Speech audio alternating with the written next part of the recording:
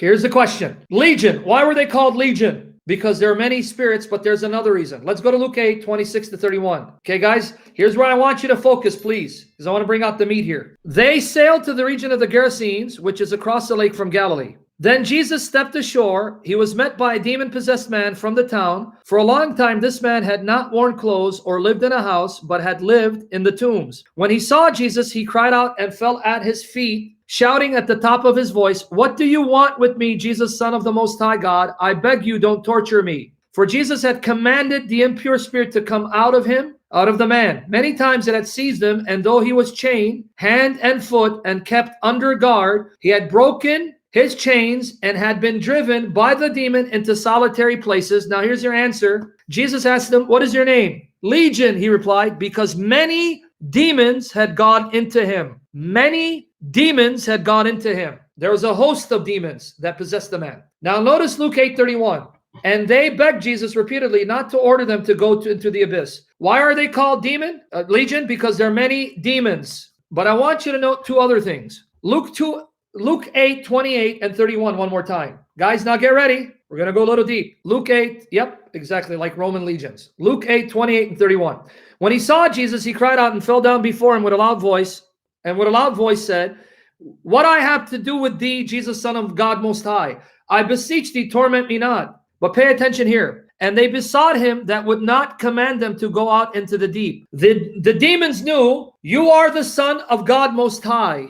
And they knew you have the power to torment us. And they knew he has the power to send them into the deep. Does anyone know what the deep is? The NIV gave you the meaning. Notice Luke 8:31. They begged him, "Don't send us into the deep. It's the abyss, abuso." Put the NIV, Luke 8:31. No, it's not hell. No. It may be a compartment of hell, but it's not technically hell, the abyss. And they begged Jesus repeatedly not to order them to go into the abyss. Do you know why the abyss is important, folks? The abyss is the bottomless pit that Satan will be bound for 1,000 years. Revelation 20, verses 1 to 3. The abyss is also the bottomless pit which evil, wicked demons are imprisoned, chained in, that will then be set free for a season to torment mankind. Revelation chapter 9. Let's go to Revelation chapter 9, verse 11. So notice the demons are saying, you're the one who has the power to then confine us in the abyss. That's the place where demons are confined, imprisoned. Revelation 9, read it. The king of the abyss opens up the abyss and demons come out to torment mankind. Here it goes, Revelation 9:11. They had a king over them, the angel of the abyss, whose name in Hebrew is Abaddon and in Greek is Apollyon, that is destroyer. So the abyss is the place where wicked, evil demons are confined. Abyss is the place where Satan will be confined for 1,000 years. Revelation 20, verses 1 to 3. Are you making the connection? Because God has allowed some to still be free and others confined. It's like saying, Zena, why is your brother in jail and you're free? So why is your brother in jail, Zena, not you, when you're a worse criminal than him? God's sovereignty. Some he's confined, some he's given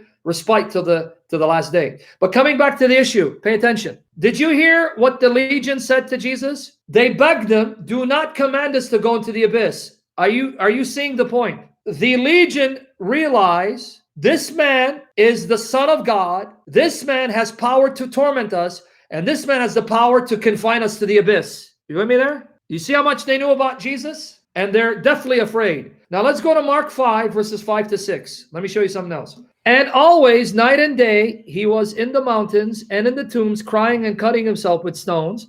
But when he saw Jesus afar off, he ran and worshipped him. What did they do?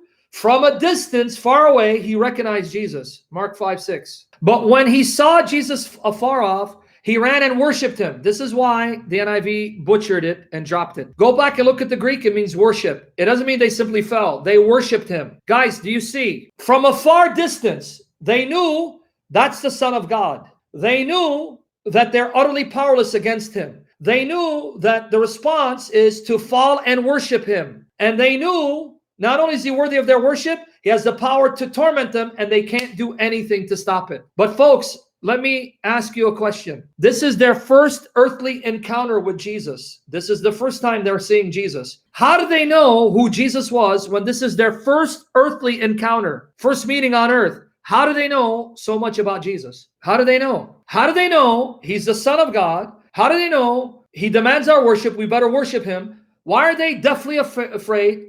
trembling with fear, shuddering with fear. And how do you know? He's the one who has the power to torment us. And has the power to confine us to the abyss. Do you know why? Because they recognize him from the heavenly realm. Although this was their first earthly encounter, they knew him from heaven. And they knew this is the divine Son of God, their creator and judge. And is it a coincidence? They react to Jesus the way James 2:19 says. The demons react knowing God is one. And James 2 verse 19 says, you believe God is one. You do well. For even the demons know that and fear. They react to Jesus in fear the same way that demons react in the presence of the one God. Clear? Is it sinking in? Oh, but it's going to get better. It's going to get better. Matthew 8:28 to 29. Matthew 8:28 to 29. Now, there wasn't just one demon-possessed man. There were two demon-possessed men infested by multitude of demons. And when he was come to the other side into the country of the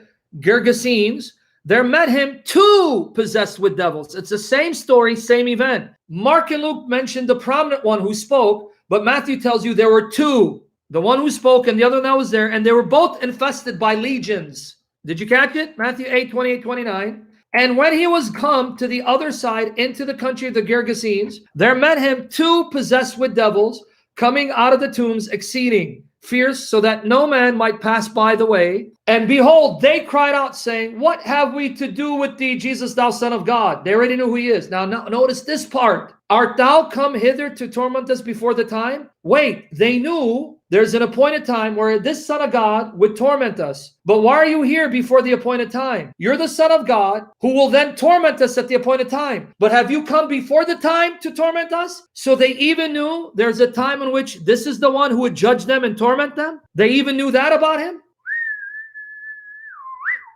Did it sink in? We know who you are, the Son of God, the Holy One of God, all powerful. We're powerless against you. Your presence causes us to quake with fear. We're stricken with terror, and we have to worship you, and you can torment us, and there's a time appointed where you'll torment us, but it's not the time. So why are you here? I want you to take away two things before we conclude. Number one, this was their first earthly encounter with Jesus, but they knew who he was, the all-powerful Son of God, who demanded their worship, and they had no choice but to worship him, who struck them with fear and terror because they knew they're utterly powerless against him, who has the power to torment them and confine them to the abyss, and who at the appointed time will torment them. But this was their first earthly encounter. You know why? Because though this was the first time encountering on earth, and they're shocked that he's here. Why are you here? They knew who he was because they remember him from heaven. These passages testify, Matthew, Mark, Luke, the pre-human existence of Jesus, that Jesus was in heaven and they knew him from heaven. And they were shocked that he's on earth as a man. But this leads to the second point. Are you ready for the second point? This tells you that demons can see the inner person because Jesus was in a body of flesh. Looking at him externally, you don't know who he is.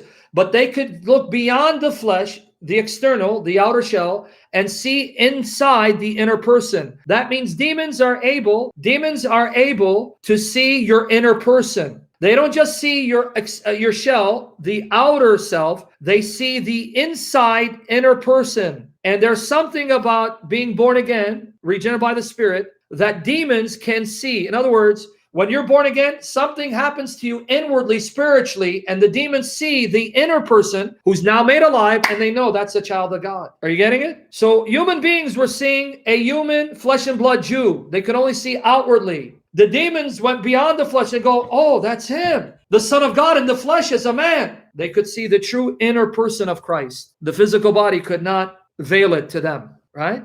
Did you get all that thus far? Did that sink in thus far, everything? Now, let's end it with a bang. Not only do we have the demons knowing he is the Son of God, he's all-powerful, we're powerless against him, he strikes fear and terror and dread, makes us tremble with fear, and we can't help but worship him because of who he is. He's worthy of our worship, and he has the power to consign us to the abyss, and at the appointed time, he will torment us. Folks, you know what that means? The demons you fear are the very demons who fear Jesus because they know we are nothing. He's the one to fear. He's the one that you don't want to get angry. See, we got it all misplaced. We're more afraid of demons than Jesus. But the demons' reaction tell you, friend, I'm nothing. You don't want him to get angry because that's the one that strikes terror in our hearts. So they're telling you indirectly, he's the one to fear.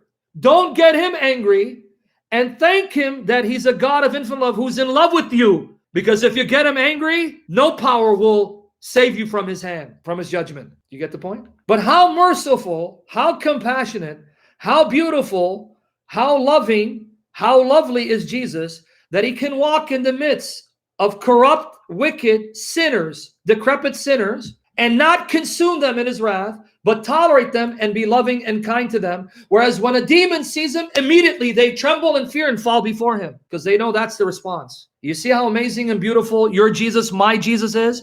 The real Jesus of history, the Jesus of the Bible, not the satanic Jesus of Joseph Smith. You see why he's worthy that you love and adore him and be in love with him? The one that strikes terror in the heart of Satan and demons is the one who gently comes to you with gentle, loving words, gracious words, in humbleness to embrace you and love you and remove your fears, your doubts, and unbelief. What an amazing, beautiful Savior. We love you, Lord Jesus. Now let's end it with this. Are you ready now? Luke 8:39, guys, pay attention. Jesus, when he heals the demoniac, there were two of them according to Matthew. He heals them, says, go back to your family. Now watch this. Here's where I want your ears. Return to thine house, go back to your house and show how great things God hath done unto thee. So what did he say to them? Go to your house, to your family, and tell them the great things God has done for you. Okay, pay attention. And he went his way and published throughout the whole city how great things Jesus had done unto him. Bam. He told him, go tell people the great things God did for you. He ran and saying, look what the great things Jesus did for me. Friend, he told you to go and tell people the great things God did for you. Why are you going around telling people all the great things Jesus did for you? Hello? Jesus is the God who did great things for me.